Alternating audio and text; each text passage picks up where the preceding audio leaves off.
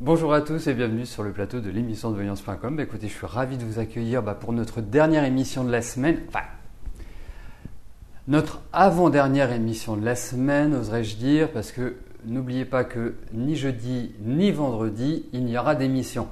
En revanche, effectivement, c'est la dernière émission quotidienne, mais ce soir, à partir de 18h20, il y a une émission privilège que j'animerai. Voilà, donc vous pouvez bien évidemment tous participer à cette émission privilège et vous êtes tous les bienvenus. Et ceux qui veulent poser une question, eh bien, il leur suffit de se rendre sur la page Les programmes, de remplir le formulaire et de s'acquitter de la somme forfaitaire de 19 €, ce qui leur permettra que je réponde en détail à leurs questions. Voilà. Bon. Eh bien écoutez, nous avons quelques minutes de retard, donc lançons-nous et commençons tout de suite par la question de Marie-France. Marie-France, bonjour. Votre fille ne reprend toujours pas le travail depuis plusieurs mois. À cause de ses crises de panique, elle est influencée par un individu qu'elle ne connaît qu'au téléphone, marginal. Il lui prend le cerveau, vous croyez? Que voyez-vous à ce sujet?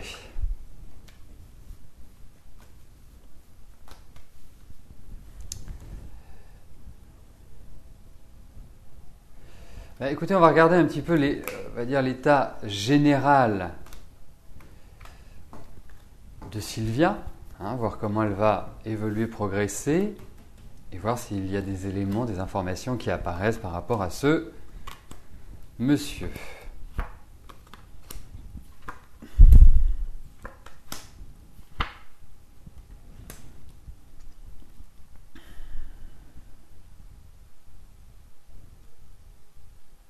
Alors, même si vous n'êtes pas forcément forgé dans le même bois, c'est-à-dire que vous n'avez pas exactement la même façon de fonctionner, il faut le dire, je trouve que vous avez quand même une importance dans la vie de Sylvia. Ça ne veut pas dire que l'entente est parfaite, ce que je suis en train de dire, mais la seule chose, c'est qu'il y a ce lien qui est vraiment important. Alors effectivement, votre fille ne va pas du tout. On va appeler un chat, elle est déprimée, elle n'est pas bien, enfin voilà. Moi je pense qu'elle a besoin de calme, je pense qu'elle a besoin de sérénité et de ne pas évoluer dans un climat d'agitation. Je ne sais pas où vous êtes géographiquement, mais par exemple, si elle était sur Paris, moi je l'enverrais directement à la campagne, il lui faut un environnement qui lui permette de se détendre parce que ce qui est curieux, c'est quand même, effectivement, elle est extrêmement nerveuse, extrêmement anxieuse. Et cette année décuple un petit peu cette anxiété. Je pense qu'il faut retrouver quelque part les valeurs. Ah oui, donc c'est Paris. 93, c'est Paris. Alors, moi, je veux dire une chose, je ne pense pas, au vu de ces cartes, au vu de ce que je ressens, il faut qu'elle change d'air. C'est réellement le souci important. Parce qu'autrement, elle va avoir du mal à se reconstruire. Elle a perdu pied. Vous voyez, c'est comme une sorte de mauvais déclic qui s'est passé. Alors effectivement, si en plus, derrière, il y a un marginal qui alimente négativement sa vie, c'est pas terrible. Donc pour moi, votre fille, je pense qu'il faut que vous ayez une bonne discussion avec elle, une discussion dans le calme, parce qu'on ne peut pas dire que vous soyez des grandes calmes l'une et l'autre, et reprendre une route, mais il faut changer des choses, réellement. Si vous continuez, quand je dis vous, c'est bien évidemment vous deux, si vous continuez dans cette même direction, dans ce même cheminement, dans ce même quotidien, ça c'est pas bon. Parce que moi j'ai l'impression qu'elle va passer aussi des examens, j'ai l'impression qu'il y a des tas de choses aussi qui vont intervenir au niveau physique. Voilà. Mais en tout cas, faut qu'elle change d'air.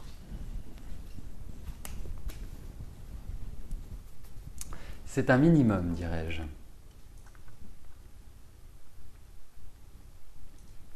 Mais vous voyez, pour terminer, Marie-France, ce qui est compliqué, c'est qu'elle n'est pas facile, elle n'est pas commode avec vous. Donc lui faire entendre que sa vie, pour changer positivement, doit forcément comporter une sorte de rupture, parce qu'elle est plus heureuse, donc il faut passer à autre chose, c'est pas simple.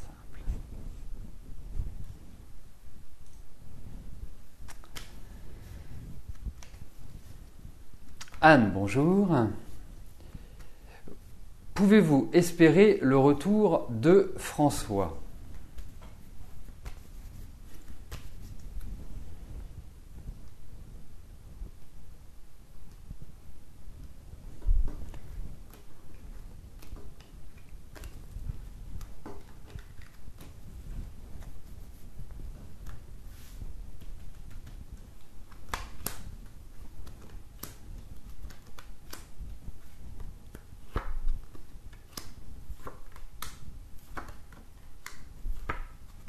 Écoutez, ça ne va pas forcément mener à grand-chose, mais pour moi, effectivement, vous allez avoir de ces nouvelles, comme si le diable allait sortir de sa boîte.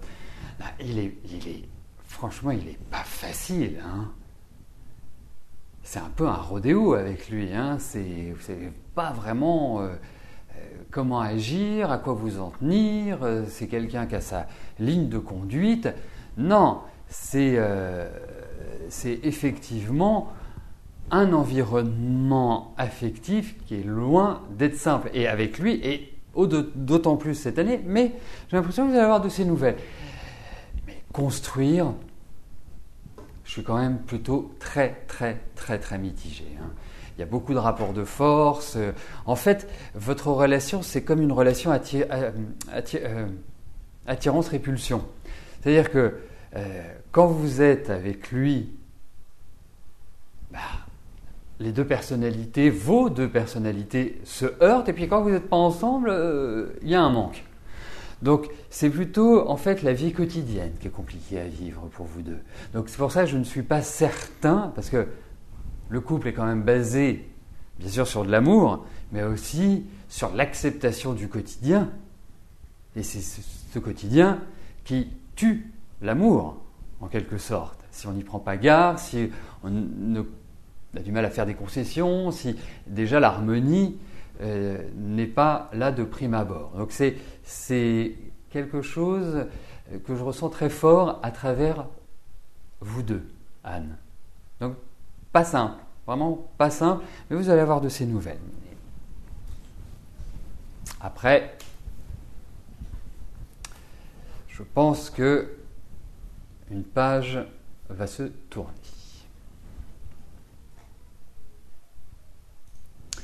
Pierrette, bonjour.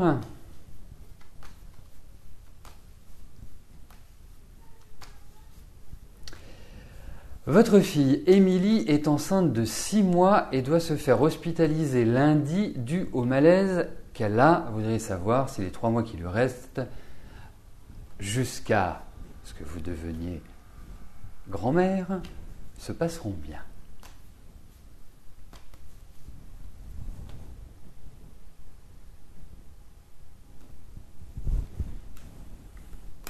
Alors, voyons pour Émilie comment ce trimestre va se passer.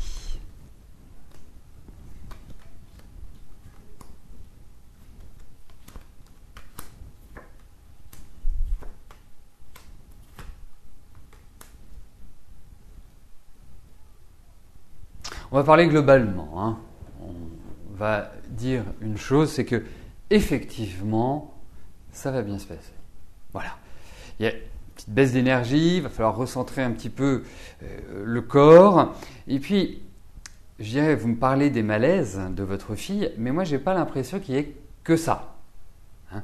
Même au niveau, je dirais, respiratoire, au niveau ossature, c'est pas non plus extraordinaire. Hein. Mais pour moi, écoutez, il n'y a aucune carte dramatique, aucune carte catastrophique.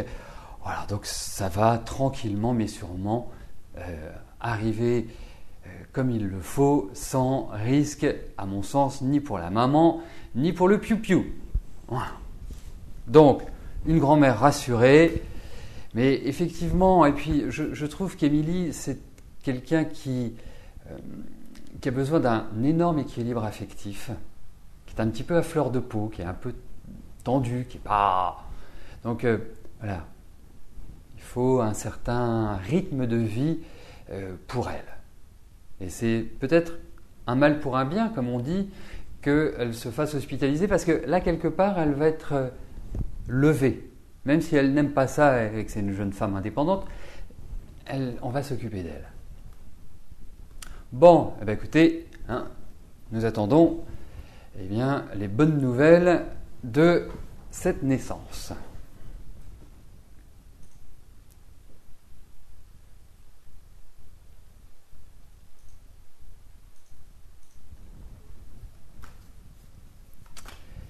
Daniel, bonjour. Seul depuis 25 ans, allez-vous rester seul?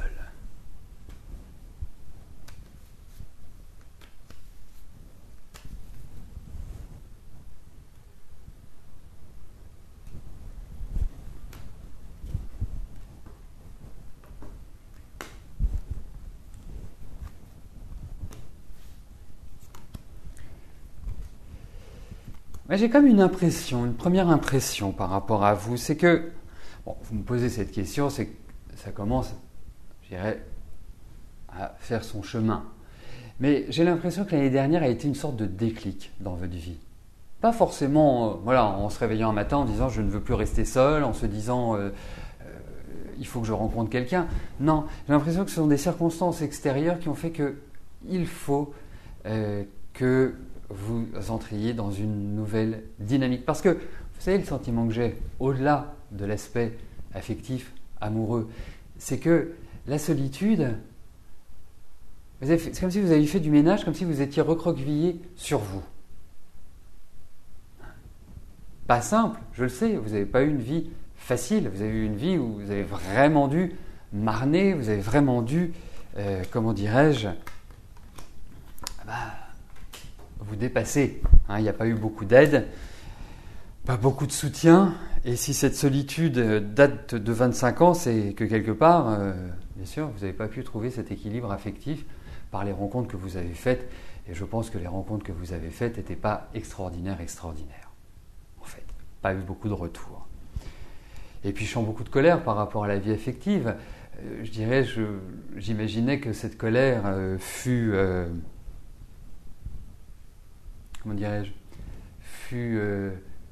libérée, extériorisée, mais ce n'est pas le cas. Donc, la solitude n'est pas une fatalité. De là à vous dire que vous allez rencontrer quelqu'un, vivre avec lui, retrouver une certaine romance, je ne suis pas convaincu.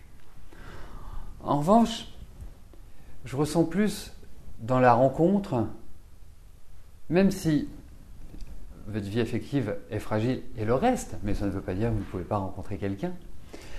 Je pense qu'il y aura beaucoup plus une idée d'échange intellectuel, d'échange sur des mêmes modes de pensée, ou sur une philosophie, ou sur une religion, ou sur une façon de vivre. Mais voilà, il faut vous libérer du passé. Le passé est extrêmement lourd. Donc, voilà, regardez vers l'avenir. Mais ne vous attendez pas à faire une rencontre qui soit classique, normale. Et non, c'est un des moments donnés de votre vie où cette solitude se cassera et permettra à quelqu'un de rentrer dans votre vie, toujours dans l'idée d'échange, de partage. Donc ça va venir, mais vous avez encore, à mon avis, un peu de temps devant vous avant que cette réalisation se fasse. Gaël, bonjour. Allez-vous réussir votre examen de conseillère funéraire en octobre ?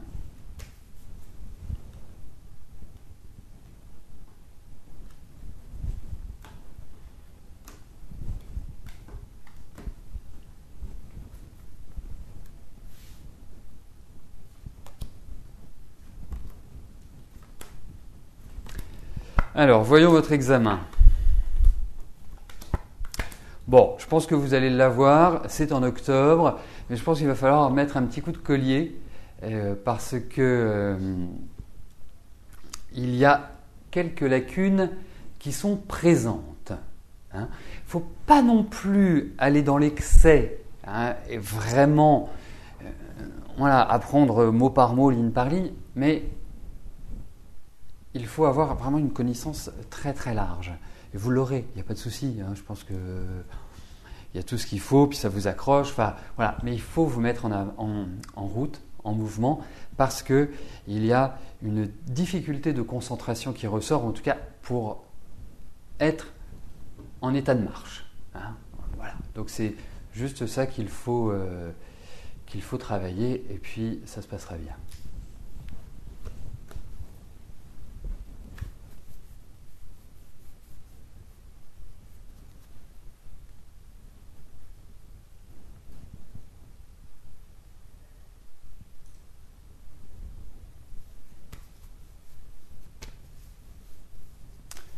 Morissette, bonjour. Vous avez appris que votre ex-mari était souffrant, est-ce vrai?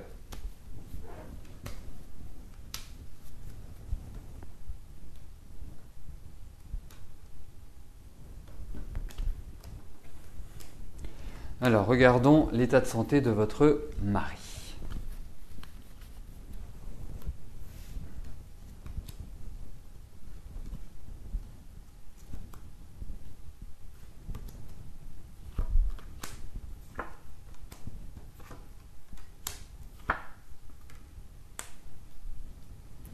Alors, vous me posez cette question dans le doute parce que vous aviez un mari qui était très en forme et très jouisseur.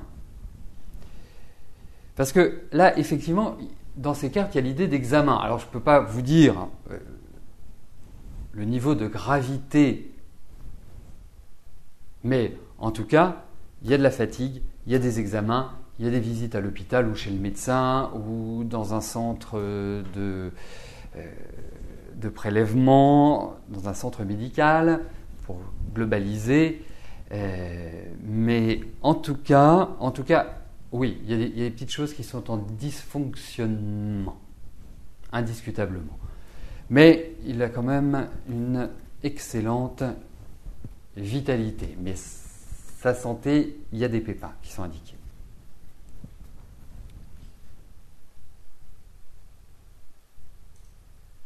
Séverine, bonjour.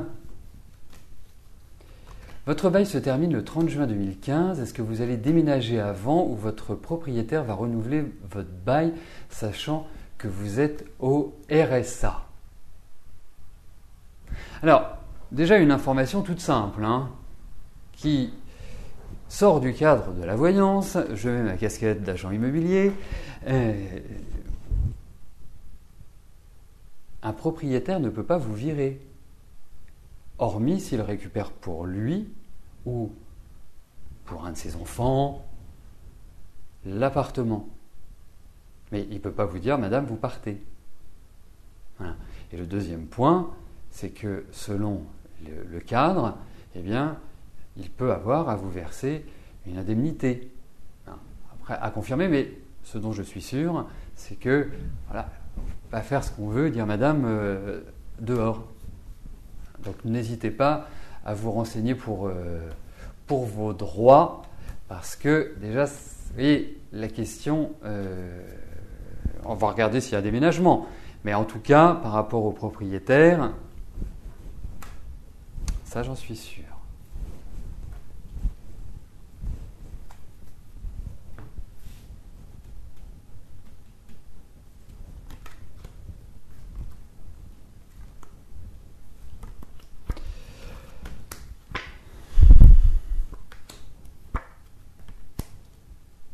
Écoutez, je ne suis pas persuadé qu'il y ait un déménagement. Alors, effectivement, on est quand même loin. Vous m'avez dit 30 juin 2015, c'est-à-dire c'est dans un an. On est sur des tirages qui sont quand même relativement rapides. Donc, effectivement, moi, je ne peux pas vous parler que vous déménagiez pour l'instant. Vous pouvez avoir des petits soucis au niveau des finances, mais enfin, vous êtes au RSA, il suffisait de vous lire pour le savoir, mais ça ressort, donc il il y a une grande précaution à avoir, mais pour l'instant, il n'y a rien qui ressort de ce type-là.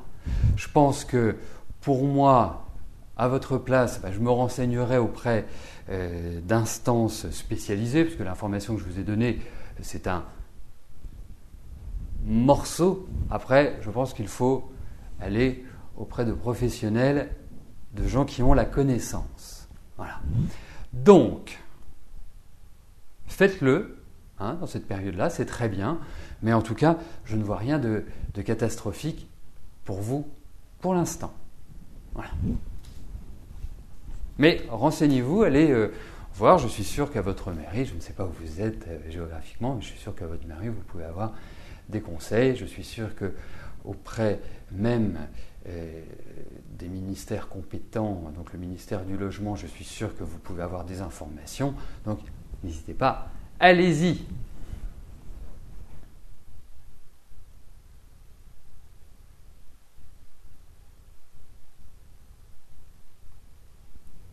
Evelyne, bonjour. Vous êtes séparé de votre mari, vous voulez vendre. Votre mobile home va-t-il céder car il s'oppose à la vente?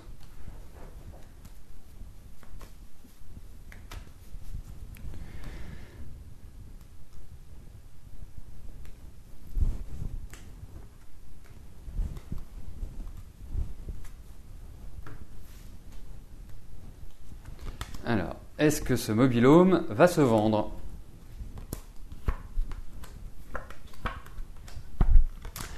Alors, il ne faut vraiment pas être pressé. Là, j'ai l'impression qu'il a dit non, c'est non et non. Il va falloir trouver un moyen. Parce qu'en plus, il est plutôt d'une nature, quand il a décidé quelque chose, vous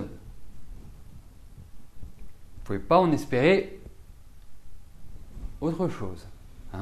Mais là, je pense qu'il faut calmer le jeu parce que là, vous tournez en rond, vous vous énervez, ça crispe.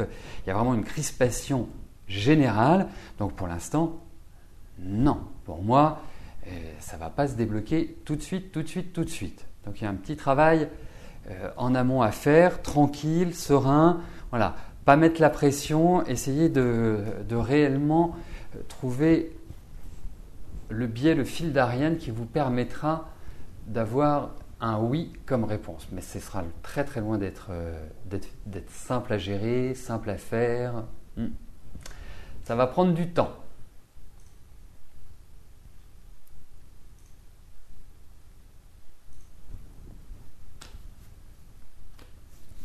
Christelle, bonjour.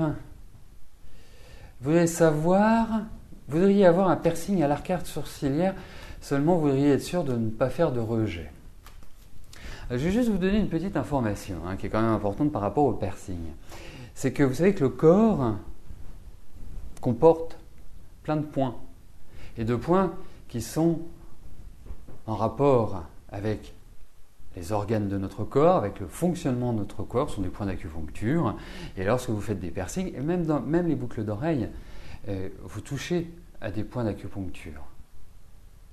Donc ça, c'est pas très bon parce que ça peut dérégler certains organes et générer certains dysfonctionnements dans le corps. Après,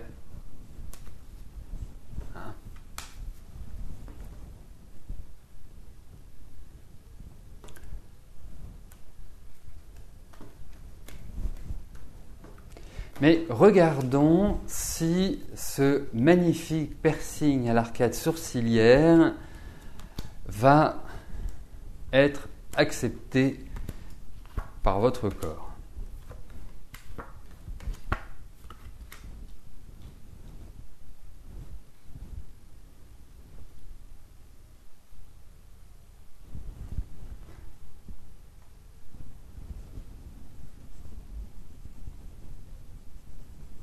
Donc, écoutez, je vois pas de problème grave de rejet, c'est-à-dire que vous êtes obligé de le retirer, voilà, vous avez un trou dans l'arcade sourcilière, et puis voilà, c'est comme ça. Bon, tendance à se refaire au bout d'un certain temps. La seule chose, c'est que il faut que vous soyez très très précautionneuse sur un point. c'est la propreté des outils qui sont utilisés. Ce qui veut dire que vous devez avoir quelqu'un en qui vous avez entièrement confiance pour vous le faire. Voilà, c'est ce que moi j'en dirais. Parce que s'il y a quelque chose, ce n'est pas un rejet du corps, ce n'est pas le corps qui n'accepte pas ce que vous avez fait, c'est que ça peut venir d'une bactérie qui n'est pas liée ni au piercing ni à votre corps, mais qui est extérieure à cela. Donc voilà, mais vous allez encore y réfléchir, mûrir, c'est pas complètement acté à mon avis. Mais bon, je pense que vous y réfléchissez depuis un certain temps.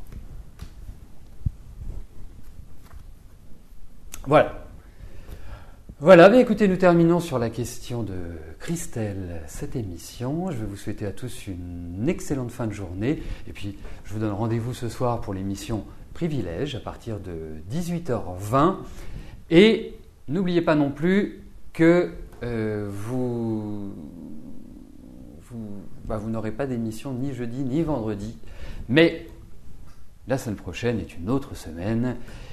Et Rose reprendra le relais pour les émissions quotidiennes. Voilà.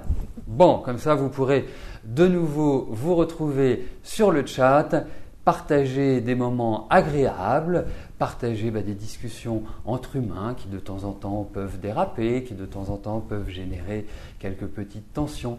Mais globalement, l'essentiel, c'est de se respecter, c'est de s'aimer et c'est d'être bien les uns avec les autres. Voilà, bon, et bien sur ce, bonne fin de journée à tous, et puis ceux qui seront présents, j'aurai le plaisir de les accueillir ce soir à partir de 18h20. Merci, bye bye.